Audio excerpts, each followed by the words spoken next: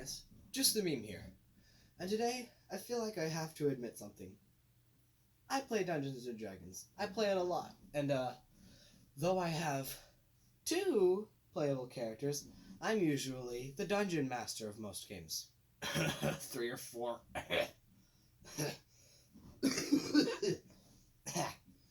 So, today, I'd like to talk about something.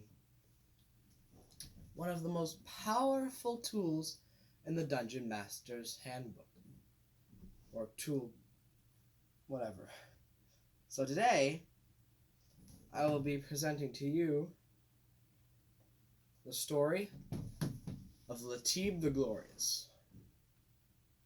So one day, me and my friend Shriekface decided, hey, let's play some Dungeons and Dragons, because he had the starter set at his house, so I had all the dice, fine. I got everything. Contacts me, his older brother and his dad are also interested in playing. I'm thinking, this is great. Got 3 players. It's good.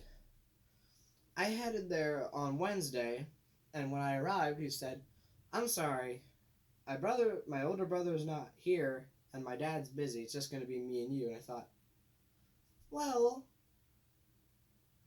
2-player D&D can be fun, but most of the time, it isn't.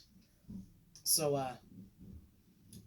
looked around and we thought, I thought, what about your younger brother? His younger brother, who I will not name, for obvious reasons, because,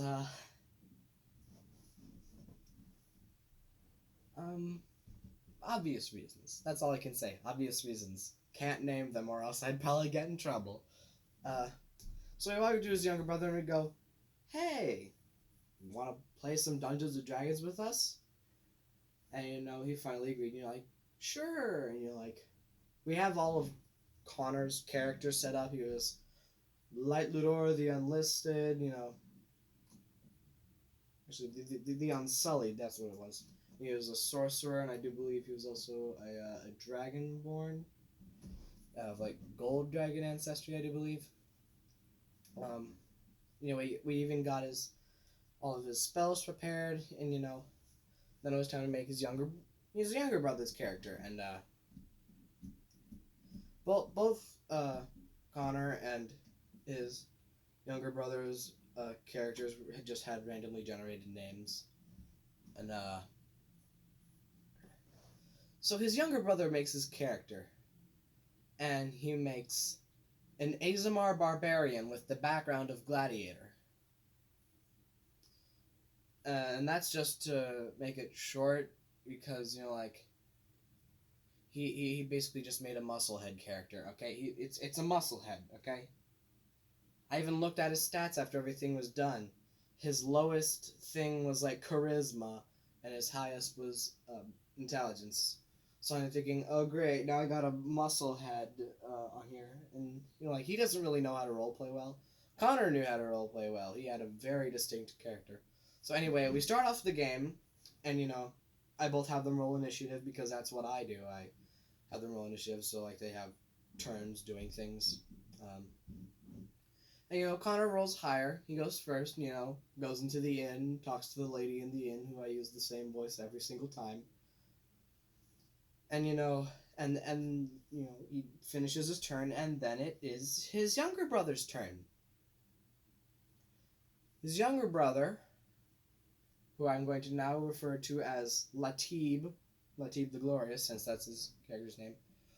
Latib practically kicks in the doors of the bar, slams his hand down on the table, points at the bartender, and goes, give me the strongest thing you got.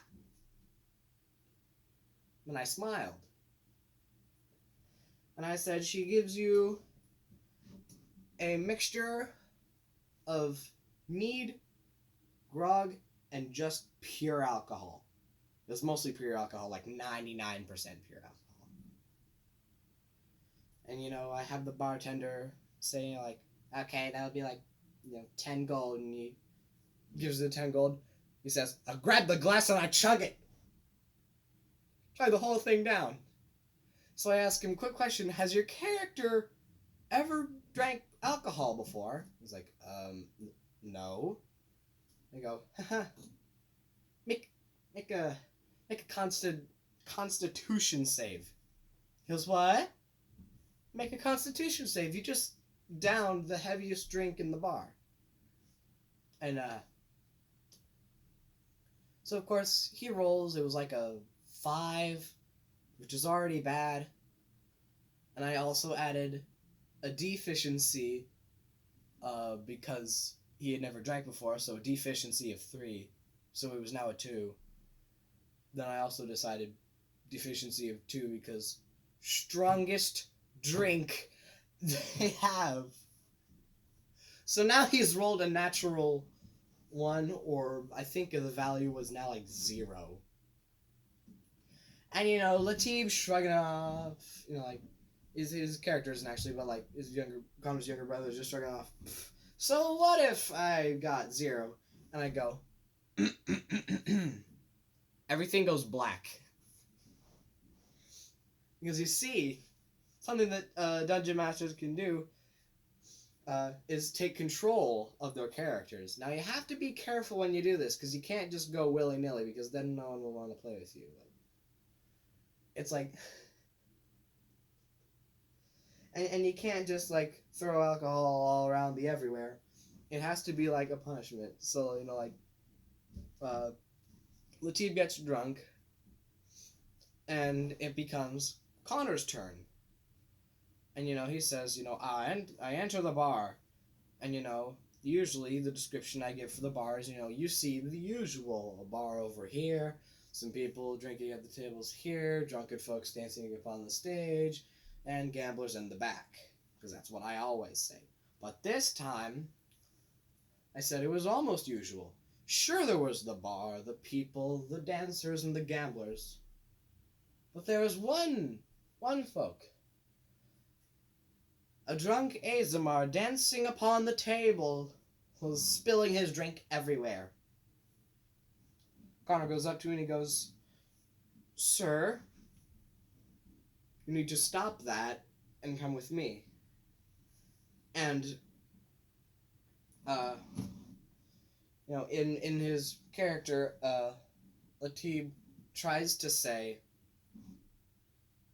like something smart, like, "You're not my dad, you don't control what I do." But, as you might recall from earlier, he has a really low charisma, so I go, okay, make a charisma save. He's like, what? Why do you make me roll all these dice? Roll it, and he rolls it. 1. So instead of saying, "You're not my dad, you don't control me," he ended up shouting, "You'll never take me alive!" To which Connor throws an acid splash next to his arm. And he says, "I intentionally missed." And I'm like, roll. Because I'm thinking it'd be hilarious if he actually hit him. As to what I'm guessing all of your disappointment he didn't actually hit him. I know, sad for me too.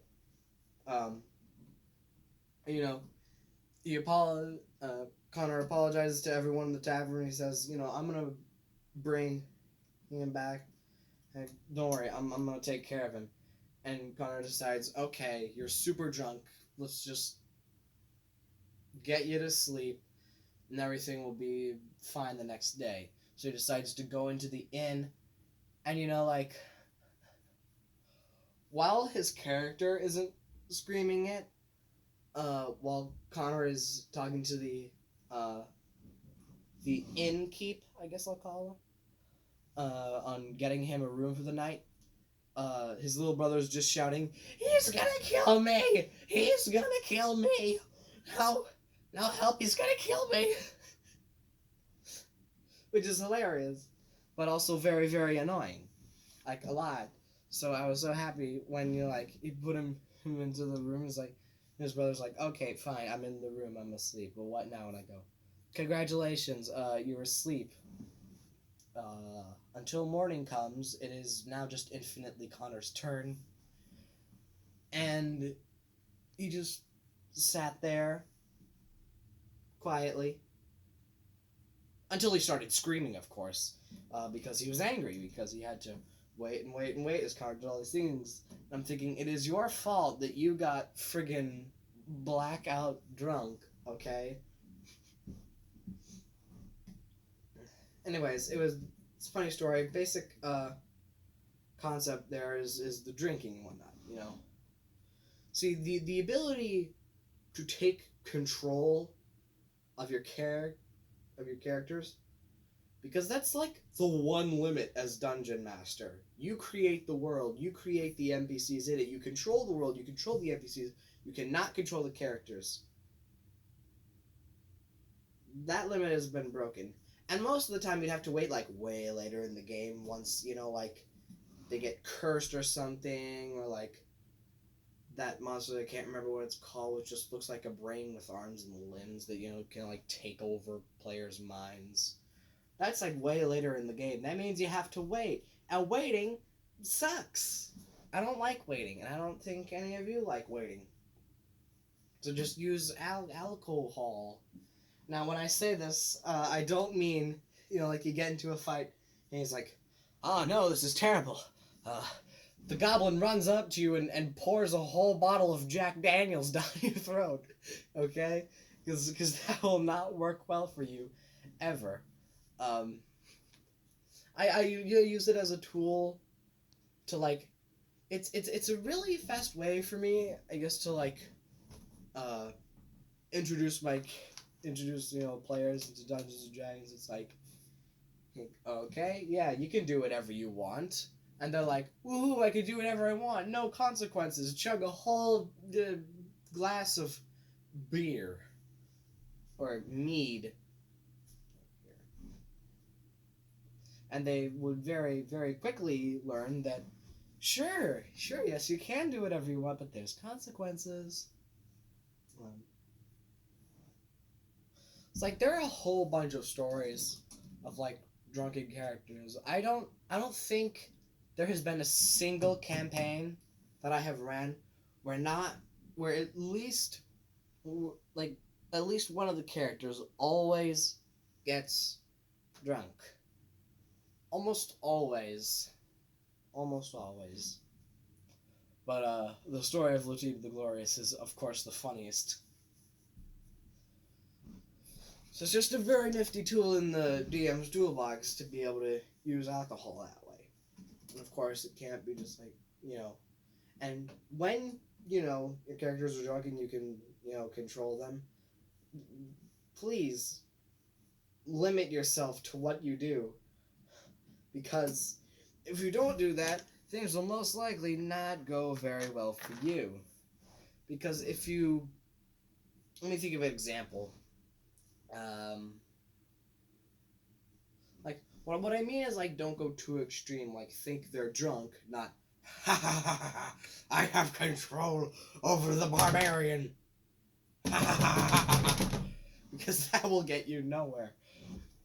Because, like, the characters will start questioning, wait, I'm drunk. Why did I just, like, explode a hole through the wall? You know? You know, basic takeaway from this whole episode is alcohol is a very overlooked, though very nifty tool that the Dungeon Master has, and the Team the Glorious probably shouldn't get so drunk. That's it for this video. I'll see you in the next one.